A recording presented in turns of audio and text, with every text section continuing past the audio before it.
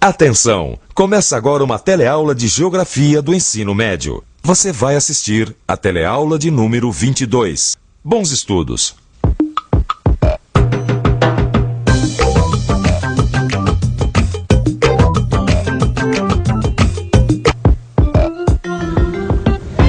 Como será que nós, brasileiros, pensamos o nosso país?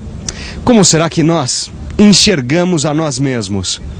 Eu acho que o brasileiro é uma raça forte. O Brasil tem muita riqueza, tem muita estrutura e tudo, mas não tem comando bom. É um país muito jovem ainda. Eu acho que tem que melhorar muito a educação, que é a base de tudo, né? A arte, educação. Eu acho que um país que não tem educação não tem nada, independente de qualquer coisa. Eu acho que é isso que está fazendo bastante falta. A natureza é maravilhosa, né? A natureza acho que é o país mais bonito. Pois é. Como chegamos a constituir o Brasil que somos hoje? Na teleaula de hoje, nós vamos ver como a colonização influenciou a formação do nosso país. A colonização influenciou tanto a formação territorial quanto a formação social. Vamos ver como a luta pelo poder entre as potências da época determinaram as nossas fronteiras nacionais e como a política de exportação de produtos tropicais e a adoção de trabalho escravo marcaram profundamente a nossa economia e a nossa sociedade.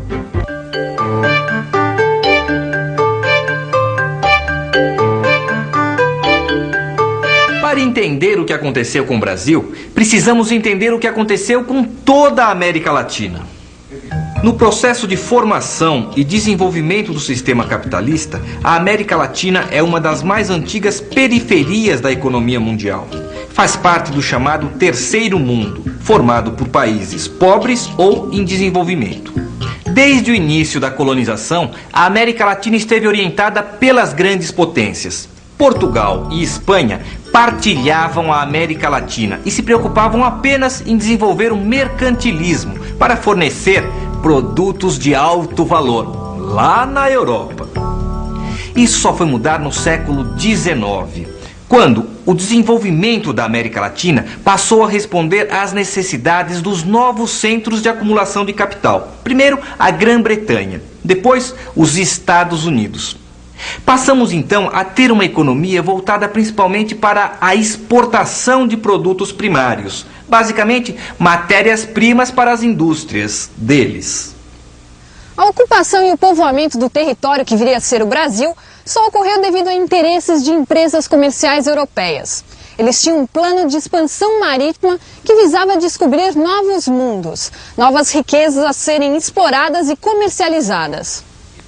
Na verdade, os países ibéricos estavam interessados mesmo em novas rotas para o Oriente, rico em especiarias. A Espanha através do Ocidente e Portugal contornando a África.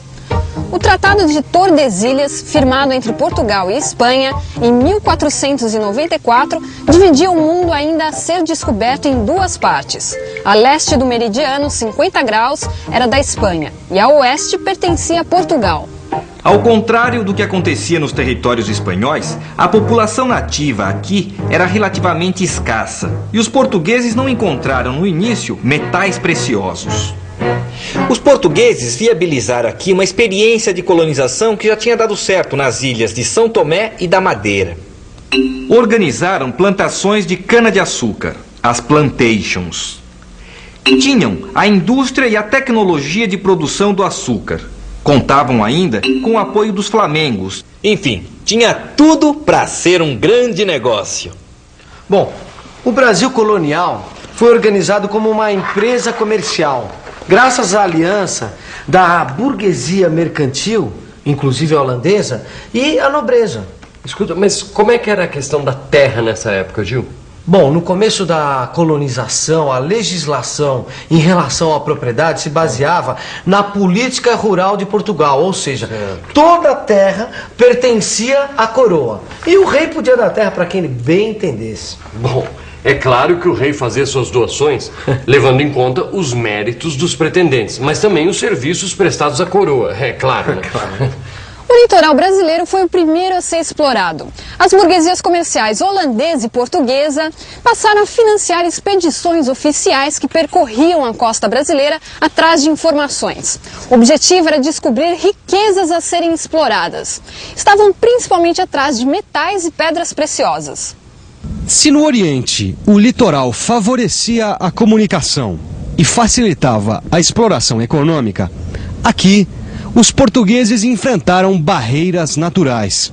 A primeira delas, a exuberante Mata Atlântica. A imensa floresta tropical era o habitat natural de diversas tribos indígenas do grupo Tupi-Guarani. Um grupo que já havia ultrapassado a fase cultural da caça e coleta e começava a cultivar pequenas roças abertas no meio da floresta. Os Tupi-Guaranis já tinham iniciado uma pequena revolução agrícola. Já haviam domesticado várias plantas da floresta, como o milho, a mandioca e o tabaco, culturas que nós herdamos dos índios. A floresta e o trabalho das comunidades foram muito úteis na primeira atividade econômica desenvolvida na colônia, a extração de madeiras corantes, quer dizer, usadas para produzir tintas, em especial o pau-brasil. Retirado da floresta pelos índios, o pau-brasil era armazenado em feitorias, pontos fortificados do litoral. Como não podiam comerciar legalmente, corsários franceses e ingleses passaram a atacar os navios que transportavam a madeira. Os portugueses tentaram implantar a economia açucareira usando a infraestrutura da extração de madeira. O desmatamento da floresta daria madeira para a construção dos engenhos. Os rios serviriam para escoamento da produção. E os índios, que tinham dado certo na extração do pau-brasil, poderiam ser usados para abrir terras e manter as plantações. Joana, eu nunca vi um rio tão grande, tão extenso. O Amazonas entra pelo interior da mata. Mais de 2.000 quilômetros no meio da floresta equatorial. Um rio navegável em toda a sua extensão. É majestoso e lindo. Ainda é possível ver por aqui muitas das fortificações que os portugueses construíram para defender a bacia amazônica.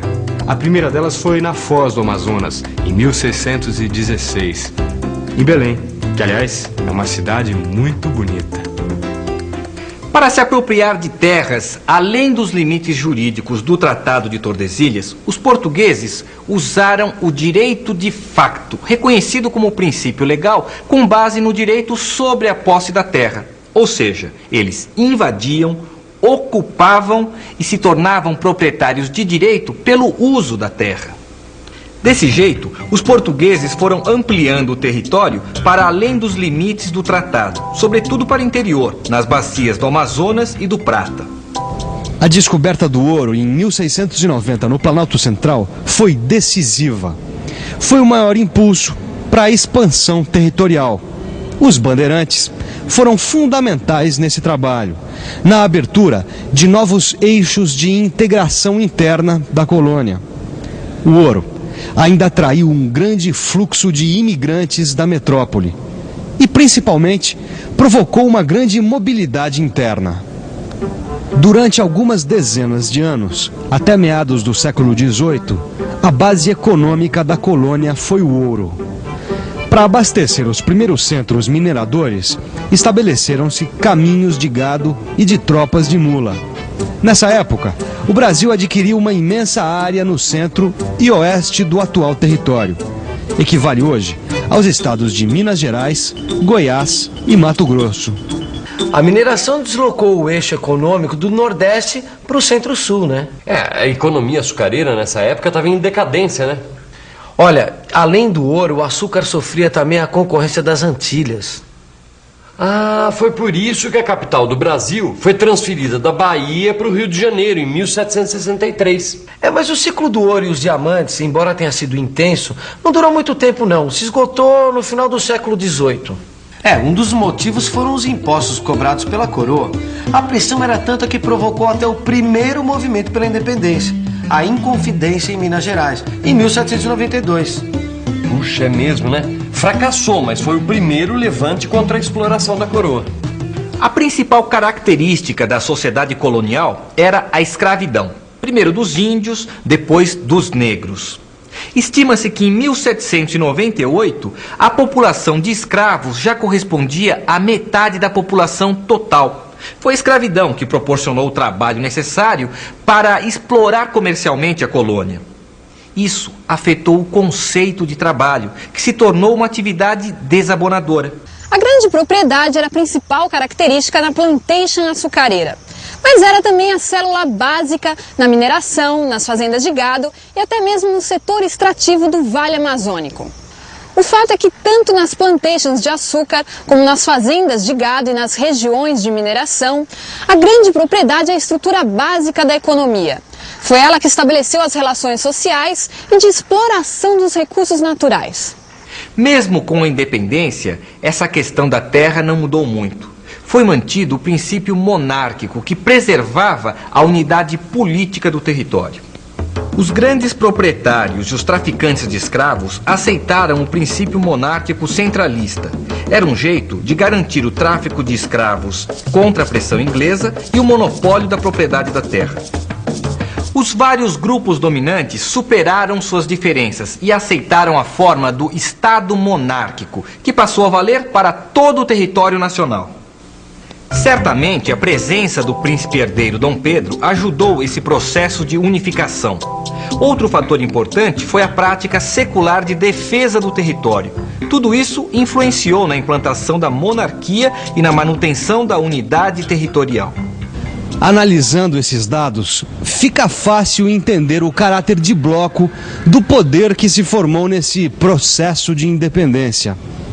Esse bloco era composto pela classe dos grandes proprietários, mas sob a batuta política de um subbloco formado pelos plantadores de café, pelos proprietários urbanos e pelos comerciantes.